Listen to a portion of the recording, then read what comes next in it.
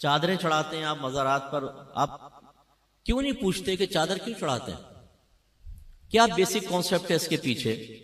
اس میں بزرگ کا کیا فائدہ ہے، آپ کا کیا فائدہ ہے؟ کہاں قرآن و حدیث میں لکھا ہے کہ مزار کے اوپر چادر چڑھاؤ؟ ہم نے اس کو ایک ایسی رسم بنا لیا ہے کہ عرس چادر چڑھانے کے بغیر پورا ہی نہیں ہوگا۔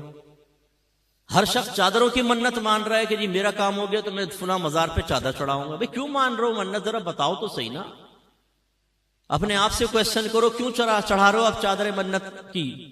اس میں کس نے منت مانی تھی؟ نبی نے مانی تھی؟ صحابہ نے تصور دیا مزار پہ چادر چڑھانے کا؟ کہاں سے آیا یہ؟ کچھ نہیں پتا، بس لوگ کر رہے ہیں تو ہم بھی کر رہے ہیں۔ اس سے ہماری نوجوان نسلوں کو، ان بچوں کو کچھ پتا نہیں ہے جی چادر چڑھانے بھی کوئی عبادت ہوگی، کوئی عبادت نہیں ہے، مستحب تک نہیں ہے۔ اب اس دور میں تو مستحب بھی نہیں رہا۔ ایک دور تھا کہ جب قبرستان عام بنا دیے جاتے تھے، اس میں کسی عالم کی قبر ہے، کسی نبی کی قبر ہے، فرض کر لیں صحابہ کی ہے، تو لوگ ادب سے دور ہونے لگے تو وہ قبور پہ چڑھ رہے ہیں صاحب، تو وہ جو اشرف القوم کی قبر ہے اس کی بھی بے حرمتی ہو رہی ہے، تو بھئی چلو ایک کپڑا ڈال دو یار، تاکہ فرق تو ہو جائے، آنے والے کو پتہ چلے کسی بزرگ کی قبر ہے دوسری، تو ایک چادر ڈال دی ادھر۔ بس یہ بیسک کانسیپٹ تھا۔ پھر بعد میں جب بزرگان دین فوت ہونے لگے تو لوگ جیسے آ کر فاتحہ وغیرہ پڑھ رہے ہیں، بیٹھ کے قرآن پڑھ رہے ہیں، دھوپ پڑ رہی ہے، تو ارادہ کیا کہ قبہ بنا دیا جائے، ایک عمارت صاحب مزار کے لیے، تاکہ لوگ آ کے اس کے سائے میں آرام سے پڑھ سکیں۔ اور خاص طور پہ جب سال گزرتا تھا جس کو ہم آج کل عرس کہتے ہیں، تو پھر لوگ آئیں گے، بیٹھیں گے، کثیر تعداد ہوتی ہے کہ چلو بھائی پھر ایک عمارت بن گئی۔ جب عمارت بن گئی تو جو عام قبور سے امتیاز قائم کرنا تھا وہ عمارت کے ذریعے حاصل ہو گیا، اب چادر کی تو ضرورت ہی ختم ہو گئی۔ لیکن سنی کو تو ایک نیا مشغلہ چاہیے، جو نیا مشغلہ شروع ہو جائے اس کو کبھی نہیں چھوڑے گا، اصل دین کو گھر میں داخل نہیں ہونے دے گا۔ انہوں نے کہا بھائی قبہ بن گیا، ابھی چادر کی رسم تو چلے، وہ چل پڑی صاحب رسم۔ اچھا پہلے چادریں ڈالتے تھے موٹی، کیونکہ یہ ریشمی اور باریک کپڑے تو ایجاد نہیں ہوئے تھے، وہ ہاتھوں سے بنے ہوئے کپڑے، اس میں یہ ہوتا تھا کہ کسی نے 2 چادریں ڈال دی تو ایک صاحب مزار کی طرف سے صدقہ کر دی، ایک پڑی ہوئی ماں بہن امتیاز کے لیے، فرق کرنے کے لیے، باقی ایک نہیں تھی رسمیں پہلے۔ اب صورتحال یہ جو مزار پہ چادر ڈلتی ہے ذرا دیکھ لیں آپ، ایک تو پہلے اس میں پورا لکھا ہوتا ہے کلمہ پاک یا آیت الکرسی کہ آپ اسے کسی اور کام میں استعمال ہی نہیں کر سکتے، اور یا پھر اتنی باریک ریشم کی چادر ہوتی ہے، جیسے داتا صاحب کے مزار پہ اکثر آپ دیکھیں گے کہ اس کو وہ کسی کام نہیں آ سکتی، وہ لباس بھی نہیں بن سکتا، اس کو یوں دیکھیں گے نا اس میں نظر آئے گا آر پار، اتنی وہ باریک سی ہوتی ہے، اور اس پہ آیت الکرسی چمکی سے لکھی ہوئی ہے نا، پہلے لکھ کر اس پہ چمکی ڈال دیتے ہیں، اب جو پکڑے وہ ہاتھ پہ چمکی، منہ پہ چمکیاں، جس سے وضو ہی خطرے میں پڑ جائے۔ اب وضو کریں گے تو یہ چمکیاں لگی ہوئی ہیں، کہاں سے وضو ہوگا؟ اور پھر آپ کبھی دیکھیں اس کٹہرے کے اندر جو آدمی کھڑا ہوا ہے، یہ جب آپ ریشمی چادر ڈالتے ہیں وہ ایک دوسرے پہ پھسلتی ہے گر کے نا، ٹک تو سکتی نہیں ہے، وہ اس کے پیروں میں وہ آیت الکرسی کے اوپر چڑھ رہا ہوتا ہے، قرآن کے اوپر چڑھ رہا ہوتا ہے، میں نے اپنی آنکھوں سے دیکھا یہ منظر۔ اور پھر کیا ہوتا ہے کہ آپ نے وہ ڈالی، وہ جمع کرتے جاتے ہیں، پھر یوں دکان پہ پہنچتی ہے نا، کم قیمت پہ دکان والا دوبارہ خریدتا ہے، استری شستری مارتا ہے، پھر دوبارہ ماشاءاللہ ہے نا، ہم لوگ آپ کا کاروبار چلانے کے لیے چادروں کی منت مان رہے ہیں کہ جی میرا کام ہو گیا میں چادر چڑھاؤں گا۔ بھائی منت کسے کہتے ہیں؟ سب سے پہلے یہ سوچو، مجھے یقین ہے آپ میں بہت کم لوگ جانتے ہوں گے کہ منت کیا ہے، کسے کہتے ہیں منت، اس کا کیا شرعی تصور ہے، بہت کم لوگ جانتے ہوں گے، کیونکہ میرا 30 سالہ تجربہ ہے، مجھے معلوم ہے کہ ہم کتنی معرفت رکھتے ہیں۔ دوسری بات یہ چادر کی منت کہاں سے ایجاد ہوئی؟ اب ہم کہیں گے ہم ہیں نا مفتی صاحب، ہم نے ایجاد کی ہے۔ اب یہ جو باتیں ہم کرتے ہیں یہ ہے اصلی دین جو میں آپ کو سمجھا رہا ہوں۔ ہمارے وہ لوگ جنہوں نے ان چیزوں کو پروموٹ کیا ہے، ہمارے اہل سنت میں ان کو ڈال کر ہمیں بدعتی کہلوایا، ہمیں قبر پرست کہلوایا، ان کے مقاصد کو پہنچتی ہے ٹھیس۔ وہ پیر کی شکل میں بھی آپ کو نظر آئے گا، وہ مقرر کی شکل میں بھی نظر آئے گا، وہ مصلح کی، وہ مبلغ کی شکل میں بھی نظر آئے گا۔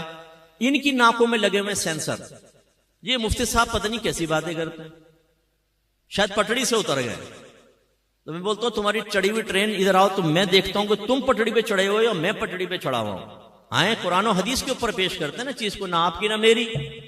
میرے آقا نعمت امام اہل سنت مجدد دین و ملت پروان شمع رسالت عظیم البرکت عظیم المرتبت شاہ احمد رضا خان علیہ رحمت الرحمان فرماتے ہیں کہ اگر بزرگوں کی طرف منسوب کوئی چیز ہمارے سامنے پیش کی جائے گی ہم اسے سب سے پہلے قرآن و حدیث پر پیش کریں گے.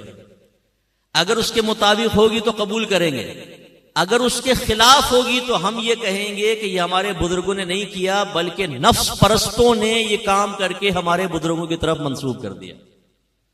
یہ میں تو نہیں کہہ رہا ہوں, پڑھیں ذرا فتاوی رضویہ.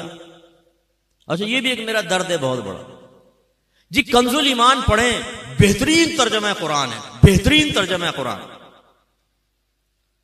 اس سے کان میں پوچھو تو نے پڑھا کبھی کنز الایمان پورا؟ نہیں, آج تک نہیں پڑھا ہوگا, آج تک نہیں پڑھا ہوگا.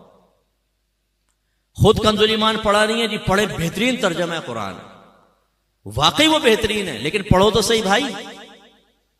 اعلی حضرت قاطع بدعت تھے, بدعت کا قلع کما کر دیا. کہاں کیا ہے؟ آپ کو کیسے پتا چلا؟ آپ کہیں گے جی فتاوی رضویہ پڑھیں. اچھا تم نے پڑھا ہے؟ آپ میں سے بہت سے ایسے ہوں گے جنہوں نے آج تک فتاوی رضویہ کو ہاتھ میں لے کر نہیں دیکھا ہوگا, شکل ہی نہیں دیکھی ہوگی فتاوی رضویہ کی کہ کچھ ہے یہ بھی. یعنی ہم لوگ بالکل بس وہ رسم کے پیچھے لگے ہوئے ہیں. ہمارے اکابرین نے جو باتیں بیان کی اس کو فراموش کر چکے ہیں. آج نعت خان ہمیں دین سکھائے گا, آج یہ پیشور مقررین ہمیں دین سکھائیں گے. ان کے پیچھے ہم چلنے کے لیے تیار ہیں, اور پورا مسلک اہل سنت ہم نے بدنام کر کے رکھ دیا. ایسے دھمال شمال مزاروں کے اوپر کوئی تصور نہیں ہے, ڈھول ڈھمکوں کا کوئی تصور نہیں ہے. آپ کو اگر بٹھا کر آپ کے کان کے پاس دھن دھن دھن دھن ڈھول بجایا جائے, بتائیں آپ خوش ہوں گے کہ تکلیف ہوگی؟ زور سے بولیں. اور آپ صاحب مزار کے پاس دم دھڑم دم دم دھڑم دم دم دھڑم دم. اور ہمارا عقیدہ ہے کہ مرنے کے بعد بھی جو عام مردہ ہے نا وہ بھی تمام بات سنتا ہے. میرے آقا صلی اللہ علیہ وسلم نے ارشاد فرمایا جب تم مردوں کو سلام کرتے ہو وہ اس کا جواب دیتے ہیں, لیکن تم اس کا شعور حاصل نہیں. اس لیے نبی کریم صلی اللہ علیہ وسلم جب قبرستان جاتے تھے تو کیا فرماتے؟ دعا کیا ہے؟ السلام علیکم یا اہل القبور, اے قبر والو تم پر سلامتی نازل ہو. یہ نہیں فرمایا السلام علیکم یا اہل القبر کہ صرف سامنے قبر والا سن رہا ہے, نہیں, قبور جمع کا صیغہ استعمال فرمایا, تمام قبور والو تم سب کو سلام.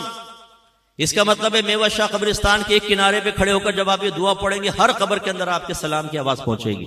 اتنی سماعت تیز ہو جاتی, اور وہ جواب بھی دیں گے. تو پھر صاحب مزار جس کو اللہ تعالیٰ نے عام لوگوں سے زیادہ روحانی طاقت عطا فرمائی, وہ تو کہاں تک سنتے ہوں گے, اور ان کے کان پہ کھڑے ہو کے آپ دھم دھم دھن دھن ڈھول بجا رہے. اس سے ان کو راحت سکون ملے گی کہ تکلیف ہوگی؟ میں ایک دفعہ پڑوسی ملک میں گیا, ایک مزار پہ حاضری کے لیے پہنچے. وہ بتایا جی علاقے کے بزرگ ہیں. میں نے کہا چلیں جی سعادت حاصل کروں میں. اب میں آرام سے فاتحہ پڑھ رہا ہوں, اچانک پیچھے سے ایک دم دھوم زور سے کسی نے ڈھول پہ مارا. میں اچھل گیا, یہ کیا ہوا بھائی؟ اور پھر دم دھڑم دم دم دھڑم دم دم جالی لگی ہوئی تھی. میں نے اس میں دیکھا یہ راز کیا ہے. پتہ چلا دو اتنے بڑے بڑے ڈھول, شاید دیوار سے لے کر یہاں تک ایک ڈھول, پھر دو ڈھول, اور دو آدمی کھڑے ہوئے لمبے لمبے ڈنڈے ہاتھ میں, دھڑم دھڑم دھڑم. اب میں نے پوچھا بھائی اس میں کون سے اصالے ثواب کا راز پوشیدہ ہے جو فقیر کو آج تک پتہ نہیں چلا؟ یہ دھم دھم کرنے سے بزرگ کو کیا فائدہ ہوگا؟ اور زندہ آدمی اچھل گیا تو ہمارے بزرگ کا حال کیا ہوگا؟ یہ تم تکلیفیں پہنچاؤ بزرگوں کو, ایجاد کر لی صاحب ڈھول.